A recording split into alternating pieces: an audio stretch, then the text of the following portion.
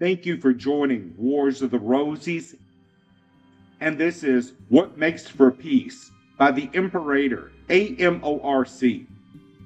An article from Rosicrucian Digest, Volume 17, Number 4, May 1939.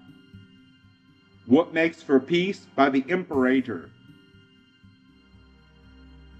Steel bars and isolation will assuage, temporarily at least, the propensities of the most vicious criminal. Confinement makes the antisocial less of a public menace and assures society of certain kind of security and peace. For centuries, civilization has considered imprisonment the only answer to crime and the protection of its peace-loving populace. However, time has pointed out the fallacy of that theory. The problem of raising greater sums of money for the much-needed larger penitentiaries, and the engaging of larger corps of peace officers has arisen to make uneasy the sense of peace. The percent of crime has so increased that a goodly number of our populace in civilized lands is employed in detecting, prosecuting, and confining criminals, and every class of society feels the added taxation burden which crime imposes on society. Such a peace and security, economists and laymen alike agree, is too costly, the conclusion being that it is far more economical and effectual to strike at and eliminate the causes of crime than to house in prisons what its funds. Cannot this same remedy be intellectually applied to the problem of international peace in a broader sense of the word? The peace which the average individual desires is freedom from intervention if nothing develops or occurs which will hinder him from realizing his personal ambitions. The world, his world at least, is a most peaceful one. Happiness is a relative term. It is evaluated differently by each individual. It is a state of mind for which each man or woman consciously or unconsciously is striving. An environment which does not interfere with the individual in gaining and maintaining his ideal of happiness is a peaceful and friendly one. The concept of peace today is not the classical, traditional one of quiet. The man who can, without interruption or annoyance, work long, laborious hours in a foundry to fabricate a device about which he has dreamed is experiencing as peaceful a life as the poet who with vacuous stare gazes at the floating clouds of a summer sky. Peace, then, is imperturbability, and the average man is perturbed when anything opposes his search for happiness as he conceives it.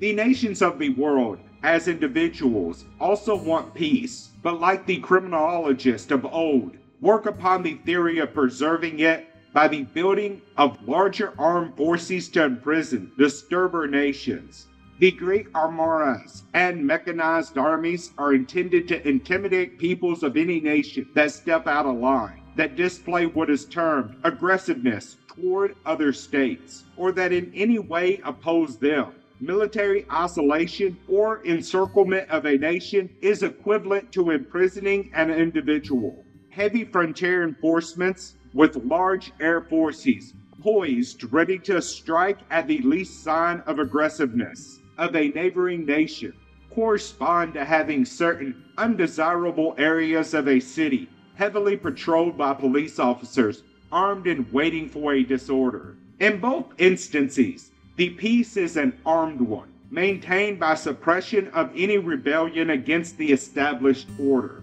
No attempt is made to remove the provocative cause of disorder. Modern nations, regardless of propaganda to the country, do not enjoy ravishing other powers, small or large. The peoples of aggressive nations today are not bloodthirsty, barbarous individuals, even though the results of their acts may have those earmarks. Incongruous as it may seem, they invite war, with its honors of loss of life, property, and deformity, as a step toward an assurance of ultimate peace, a peace that means no interference with their livelihood and their happiness. As pointed out, no individual seeks peace as passivity, quietude.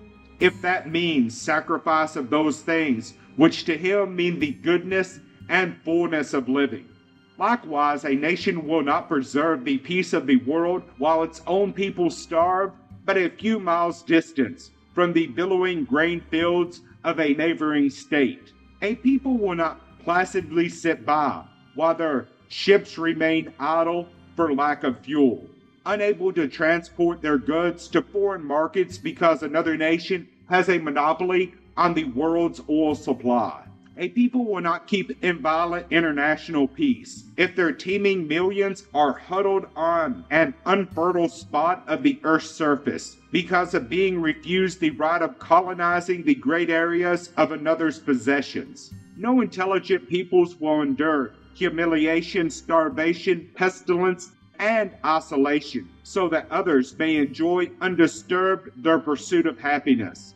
Almost any man or woman would prefer death to this kind of slavery. Truly a state of affairs which denies people what they need is slavery and oppression. Is there then no other alternative than war and the ravishing of the weaker by the stronger? The elements for a true and lasting peace among nations are to be found in the removal of those things which now incite war. There must be brought about an allocation and distribution of the world's resources and goods. This is not the suggestion that fantastic and illogical communistic theories or philosophies be adopted. What an individual has acquired through his own initiative, no matter how great it be, he is rightly entitled to, if it was obtained fairly and within the accepted laws of his country.